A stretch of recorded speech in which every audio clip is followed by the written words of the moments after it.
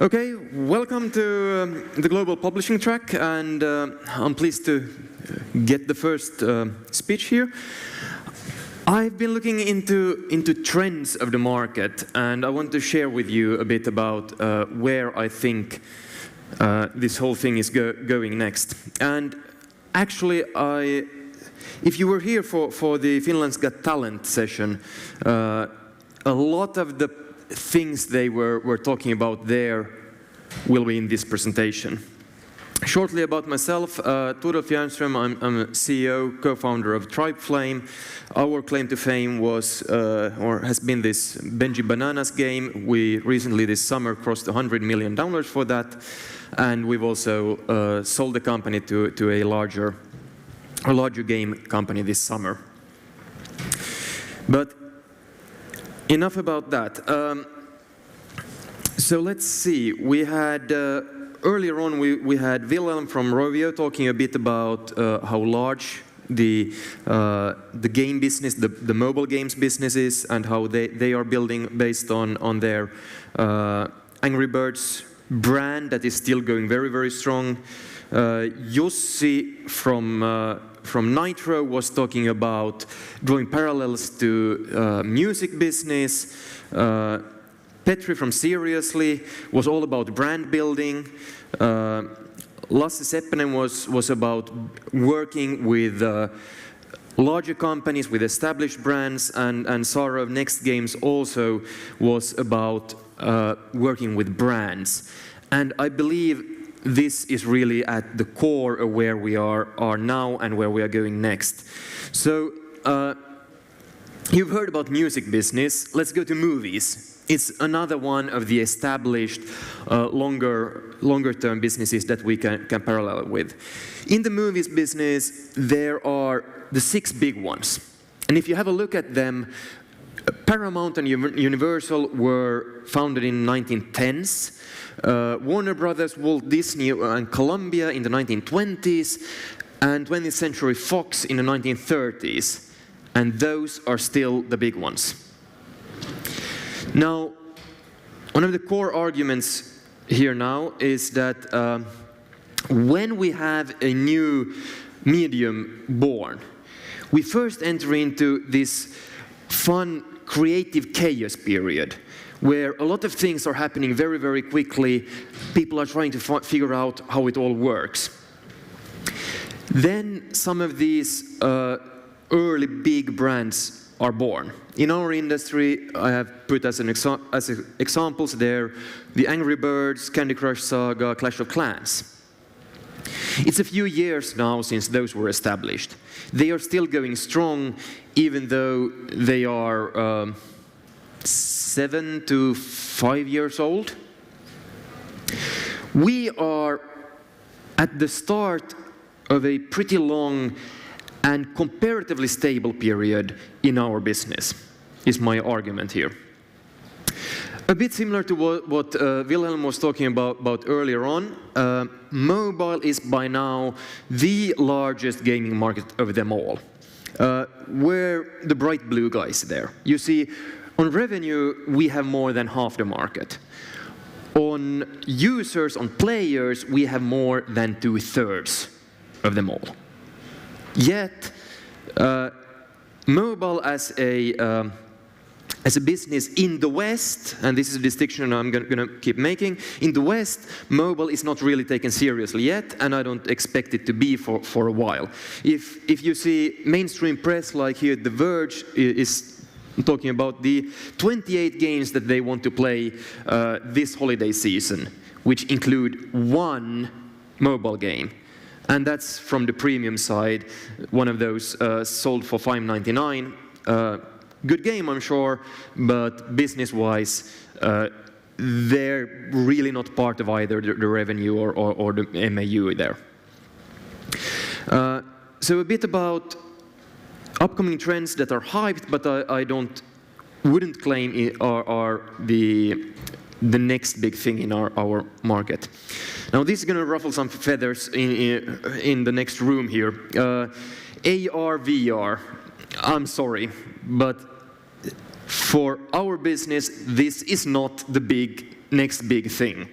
AR is really mostly like a gimmick, but at this point. We can split it out in what you have the goggles, which basically has 0 installed base for gaming use. AR goggles now and for the next few years. And then we have the AR where you draw on top of what the camera is seeing, and you remember that as the feature of Pokemon Go that you turned off pretty quickly if you were playing Pokemon Go. VR, PlayStation this summer said that they had sold 1 million of their devices. Oculus and Vive are combined, likely below 1 million still. And the mobile VR has sold more, but is probably not used that much. At least I own a couple of them. I never ever used them. So from this, we can pretty quickly figure out what is the combined daily active users of VR. It's likely at less than even a small mobile game. So if not this, another thing that is coming up, and I believe more in, but this is a ways off, it's still self-driving cars. You can see even back in the 60s, they knew that self-driving cars were coming, and of course people want to play games in them once they come.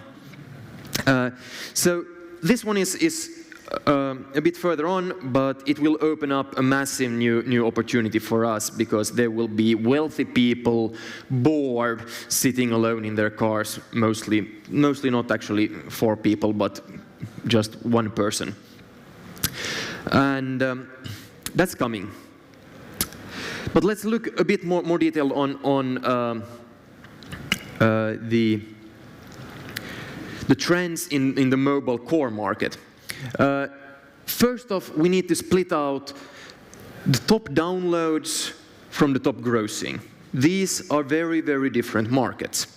On the top download side, you have these super approachable games. You are looking at getting as much downloads as possible. You want to make money mainly through ads. You are targeting teens as customers because they are still the ones putting the most time into this, which means that you're doing like reaction games, approachable games, a lot of fiddling reaction stuff, and you're getting them up by cross-promotion or, frankly, luck. On the other side, we have these IAP-driven games. They are like everlasting games. You have content for years and years and years. Customers are usually in the West, again, adults, which means that reaction times shouldn't be very important. And these are more like engineered solutions. You are trying to build a game where lifetime value is larger than cost of install, so you can run like market engineering and build yourself without the luck or cross-promotion thingy. Ad monetization is a bit less talked about still than IAP monetization. According to figures from App Annie, it's almost at half the market. It's still often the IAP-driven games that then use part of their money to advertise in the ad-driven games. And then there might be a trickle-down effect that one ad-driven game uses part of their money to advertise in another ad-driven game, so it like shows up multiple times. But as a complete sum, it's just about half the market.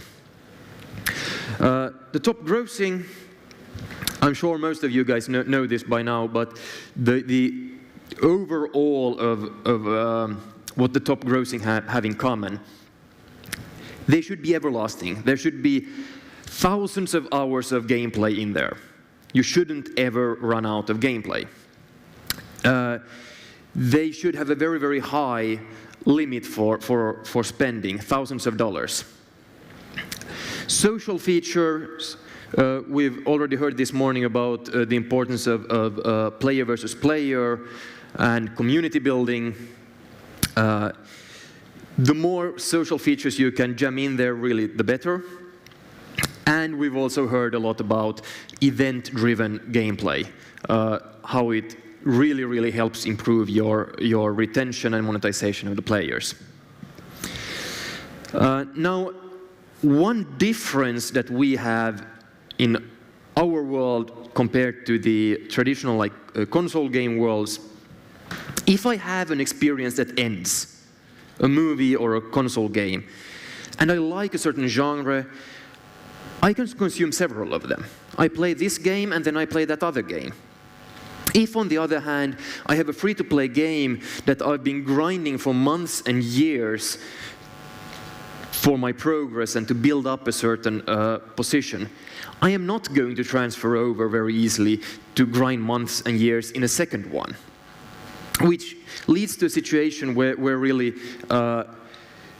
if one game has a category, it owns that one. And so far we haven't seen really like anyone else doing Clash Royale or anyone else doing Pokemon Go as examples.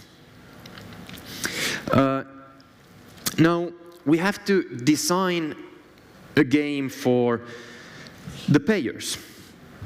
And this has some consequences. People want to pay for things they like. People like things that they are good at. Therefore, the players have to be good at the games. And that means we will have a split between different markets because the paying customers seem to be different. In the West, we already heard from the other guys, we have grown-ups with credit cards are the customers. In the East, in China, there seems to be a lot more of these stereotypical young male adult gamers on mobile. So if you think about it, you have 20 minutes to play something. How are you going to spend it? If you have that much uninterrupted time, you're quite likely to be at home. If you are a core gamer in the West, you will have a game console or a high-end PC at home, and you're going to be playing on that one. While that's not necessarily true in Asia.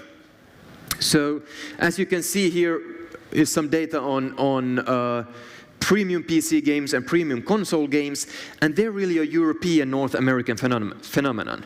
As you can see, the rest of the world don't really care about these genres. So the players that we can see on these the players that do not have game consoles at home, we have Asian PC banks over there. Like the culture is you go to an internet cafe and you sit there to play League of Legends. And you have over here some casino gamers, an older demographic in the West. And this affects gameplay. For instance, if we have a look at session lengths, I like this Nick Lovell saying, come for a minute and stay for an hour. We can look at the length of a game session. We should split out the minimum length and the maximum length. And if we look at the West, the American market, there are only 5 games that demand a play session longer than 5 minutes. And 3 of them are casino games, because as you remember, those guys do not have game consoles at home. So it's convenient for them to play on the mobile, even if they want a longer session. In the West, this is how you make money. A Wall Street trader and an oil sheik got into a fight. Who won? You guys did. You want the money of those guys. While in the East, in China, here we have a list of the top PC games. And just about all of them have mobile conversions. This isn't what we are seeing in the West. So 60% of the top 10 grossing games in China are ports of PC games. So we have either the same or different customers on PC and mobile. And this 60% doesn't even count actually Honor of Kings, which is made by Tencent, who owns League of Legends and is very, very heavily influenced by them, and they're the number one. So we see the split, and to rub it in a bit more, the top lists are going to be split depending on region. The top 100 grossing games in China have only 6 non-Chinese games on there. 2 of them are Supercell games, and as you know, Supercell is majority owned by Tencent, so I don't know, even they might count as having a home field advantage. And then we have 2 Playrix games, Hearthstone and NBA game by DNA. There are more on the top downloads list. There are 30 there that aren't made in China. India is likely to be a next big thing. You can see how they have, on the left there, how the Google Play downloads are now more than in the USA. Top right, how data prices are coming down really, really quickly, like halving in a year. And as a result, data consumption has gone up by a factor of 9 times in a year. So this is a market that's really breaking right now. To sum up, we have regional, we have West, have different customers for mobile and PC games. China has the same customers for mobile and PC games, which also makes it a bit difficult to get in there. And India is likely going for mobile first. Branding that the guys were talking so much about earlier this day, we see the long-term value of brands when you look at the top grossing movie of the last 17 years. 16 of them were sequels or based on some best-selling book, usually both. Avatar was the one that wasn't. 15 of the last 17 years, the top grossing premium PC game was a sequel. And if you look at Nintendo launching the Switch, you have Mario, Zelda, Sonic. These are the first games that they are bringing on there. And I thought the Namco Museum was actually rather ironic already. So, what does this mean for publishing? There is likely to be fewer publishers. We are moving towards this big 6 like the movie industry. The number of serious publishers are going down, but also it's getting more and more expensive to build a serious attempt at a top grossing mobile game, which means that the supply of games is also going down. I think we will end up at this point. We have markets that are pretty regional. We have very, very long-term brands. There are quite few publishers that rule the market. And I think, like console games and movies, it will end up where the publishers are funding development from a much earlier stage than currently in the mobile games. And we are going to have an interesting tug-of-war between, on the one hand, we have the winner-takes-all market that I told you about in free-to-play, and on the other hand, the value of the brands. So how do we can both need to be creative because we cannot copy, and creativity is a high risk. Brand extensions are likely the result of this. Like you have seen with Clash of Clans going to Clash Royale, and Candy Crush Saga, Candy Crush Soda Saga, Candy Crush, what's the third one? Anyway. That is it, I am out of time. One question quick if you have it. Thank you.